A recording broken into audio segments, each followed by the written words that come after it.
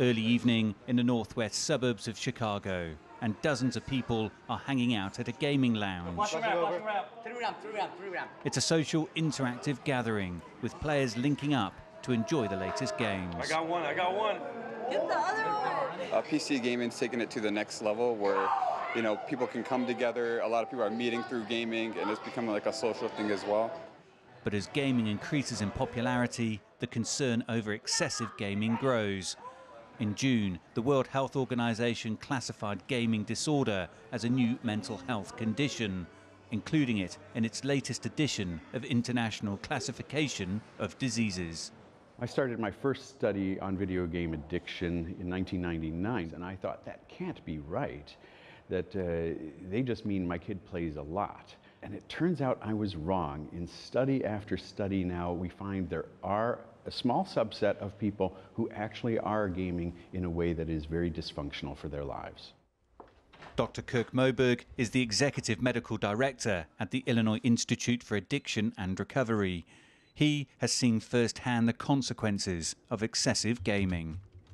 I generally see people when they've experienced severe consequences from an addiction like this. I'll give you an example of one of the most extremes that I saw was a young man in his early 20s. His parents were very concerned because he was playing video games 18 hours a day to the exclusion of food and water.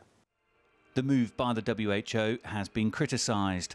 Some researchers believe excessive gaming is merely a symptom of an underlying mental health issue such as depression and not a standalone disorder. There are also concerns that the label gaming disorder could fuel a moral panic over new technology that is already being blamed for playing a role in mass shootings.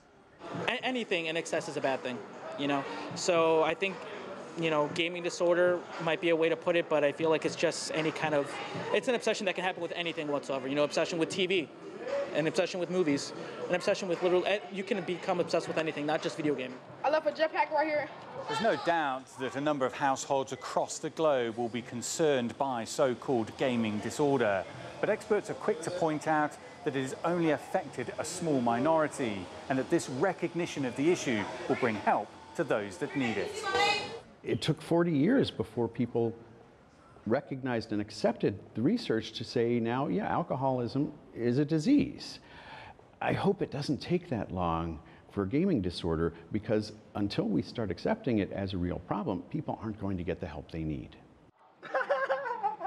For these gamers, the fun in gaming is clear to see, but like any activity, with excess comes issues. Dan Williams, CGTN, Chicago.